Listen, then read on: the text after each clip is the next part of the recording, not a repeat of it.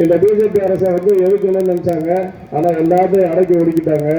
இன்னைக்கு அரசாங்கம் வந்து பார்த்து பயந்துட்டு இருக்க ஒரே மனுஷன் எங்க தலைவர் ராகுல் காந்தி அவர்கள் மட்டும்தான். ஏன்னா எங்களுக்கு மடியில கனம் இல்லை, அதனால அவருக்கு பயம் இல்லை.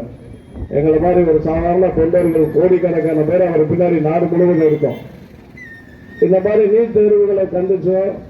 நீட் தேர்வை வந்து காங்கிரஸ் கட்சியில கொண்டு வந்ததா நாங்க இல்லைன்னு சொல்லல. ஆனா இவ்வளவு கொடூரமா இவ்வளவு மோசமாலாம் வந்து கொண்டு வரல. இந்த கூட்டம் எதற்காக நடைபெற்றுக் கொண்டிருக்கிறது என்றால்,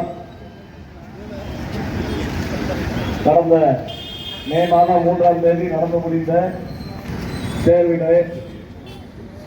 தேர்வெல்லாம் முடிஞ்சிருச்சு. பிள்ளைங்கள்லாம் பரிசு எழுதிட்டு வந்து ஒவ்வொருத்தரும் இன்னைக்கு வந்து நீட் எழுதணும் அப்படின்னா நம்ம வீடுகளில் இருக்க பிள்ளைய வந்து எந்த வகை தூங்காம கொள்ளாம அவங்களோட சேர்த்து பெட்ரோலும் சேர்த்து எம்மாப்ப.